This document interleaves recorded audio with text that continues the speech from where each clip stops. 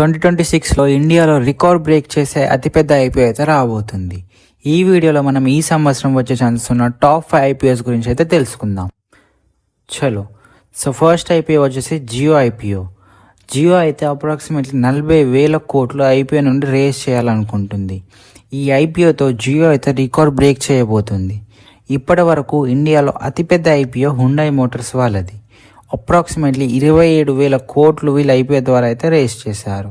So ఇప్పుడు ఈ సంవత్సరం జియో ఐపీఓ వస్తే జియో ఐపీఓ అయితే ఇండియాలో లార్జెస్ట్ ఐపీఓ కాబోతుంది. ఈ ఐపీఓ నుండి మీరు ఎంత లిస్టింగ్ గెయిన్స్ ఎక్స్పెక్ట్ చేస్తున్నారో కమెంట్ అయితే చేయండి. సో ఇక సెకండ్ ఐపీఓ వచ్చేసి ఎన్ఎస్సి. ఎన్ఎస్సి అంటే నేషనల్ స్టాక్ ఎక్స్చేంజ్. ఇది ఇండియా యొక్క బిగ్గెస్ట్ స్టాక్ ఎక్స్చేంజ్ అన్నమాట ట్రేడింగ్ వాల్యూమ్స్తో చూస్తే. ఈ ఎన్ఎస్సిలోనే majority of the people stocks, ETFs, futures, options అయితే ట్రేడ్ చేస్తూ ఉంటారు. మన స్టాక్ మార్కెట్ అంటాంగా, ఇదే ఆ స్టాక్ మార్కెట్ అయితే అన్నమాట.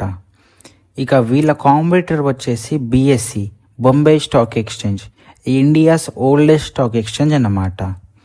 ఇక థర్డ్ ఐపీఓ వచ్చేసి ఫోన్పే. ఇది ఇండియా యొక్క అతిపెద్ద digital payments platform. PhonePe approximately 12,000 కోట్లు అయితే ఐపీఓ నుండి రేస్ చేయాలనుకుంటుంది. ఇక ఫోర్త్ ఐపీఓ అయితే ఎస్బీఐ మ్యూచువల్ ఫండ్స్. ఇది India's largest asset management company by assets under management. SBI mutual funds వాళ్ళైతే అప్రాక్సిమేట్లీ 12,000 కోట్ల నుండి 22,000 కోట్ల వరకు అయితే ఐపీఓ నుండి రేస్ చేయాలనుకుంటున్నారు. ఇక ఫిఫ్త్ ఐపీఓ వచ్చేసి ఫ్లిప్కార్ట్. ఫ్లిప్కార్ట్ అయితే ఇండియాలో one of the leading e commerce platform అన్నమాట. సో ఈ ఐపీఓ కూడా 2026లో వచ్చే ఛాన్స్ అయితే ఉంది. సో ఈ ఐపీఓస్ వస్తే మీరు ఏ ఐపీఓకి అప్లై చేస్తారో కమెంట్ అయితే చేయండి.